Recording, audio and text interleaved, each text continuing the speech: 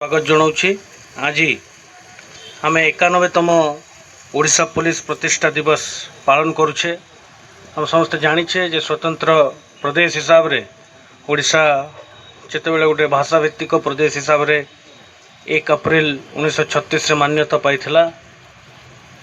से दिन ही ओडिशा राज्यर पुलिस प्रतिष्ठा दिवस मध्य आम पालन करिथाउ।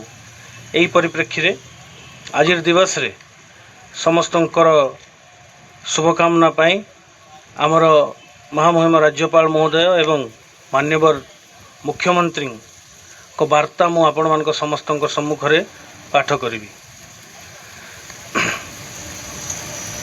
Doctor Haribabu कम्ममपट्टी, governor Odisha Lok Bhavan Bhubaneswar. Message: I am delighted to know that the 91st Odisha Police Formation Day would be observed on 1st April 2026. This occasion is an opportunity to acknowledge the unwavering dedication, courage and professionalism of the Odisha Police in maintaining law and order and ensuring the safety and security of citizens. Their commitment to duty, often in challenging circumstances, reflects the highest traditions of public service. I extend my warm wishes to all ranks of the Odisha Police on this significant day. I am confident that they will continue to uphold the values of integrity, discipline and service with renewed zeal, strengthening public trust and contributing to peace and progress in the state. I wish them continued success in their noble mission. वर्तमान मु आम मान्यवर मुख्यमंत्री वार्ता आपण मान सम्मुख रे पाठ करी। 91तम ओडिशा पुलिस प्रतिष्ठा दिवस पालन अवसर रे राज्यर समस्त पुलिस अधिकारी और कर्मचारी मानक मोर आंतरिक अभिनंदन और शुभेच्छा। राज्य रे शांति श्रृंखला रक्षा और जनसाधारण को सुरक्षा प्रदान क्षेत्र में ओडिशा पुलिस निष्ठापर उद्यम प्रशंसनीय। राज्य को माओ मुक्त करने क्षेत्र में ओडिशा पुलिस विपुल सफलता हासिल करिछि। प्राकृतिक विपर्यय तथा विभिन्न दुर्घटना समय मध्य ओडिशा पुलिस दायित्वबोधता सह सहायता प्रदान करि आसुछि। वैषयिक ज्ञान कौशल और वृत्तिगत दक्षता तालीम जरिया रे ओडिशा पुलिस को आहरी शक्तिशाली करिया पई आमर प्रयास जारी रहिछि।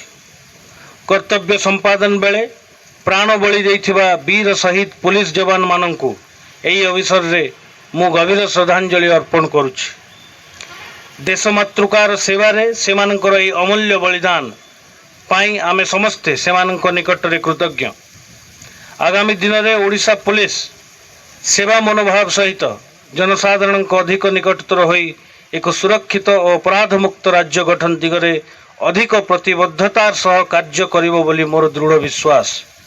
पुणी थरे राज्यर समस्त पुलिस भाई और भौणी और सेमानंकर परिवार वर्गों को शुभेच्छा जणाइबा सहित ओडिशा पुलिस रो उज्जवल भविष्य कामना करुछि। जवान एवं ऑफिसर शहीद होते सर्वोच्च प्राण बलिदान देते जद्वारा आज आम यही समय आसिक आज पहुँचीचु जब आम नक्सलवाद माओवाद रु आम राज्य को मुक्त कर सफल हो।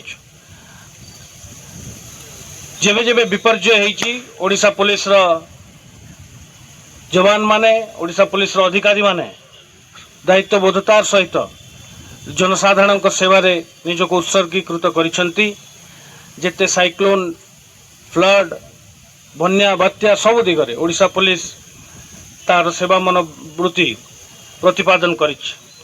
बंधुगण, बिहार प्रदेश रु आज दिन रे ओडिशा राज्य अलगा होई ओडिशा तार एक स्वतंत्र पुलिस बाहिनी गठन करथिला। आज एही शुभ दिन रे आमे समस्त पुलिस कर्मचारी जो माने एही संस्था रे निजर अमूल्य सेवा प्रदान करछन्ती तांको मने पकाउछु एवं जो माने तांकर सर्वोच्च बलिदान प्राण रो बलिदान देइचन्ती राज्यर लोकंक सेवा पई तांको मध्य आज रो ई दिन रे आमे समस्ते विनम्र श्रद्धांजलि ज्ञापन करूछु।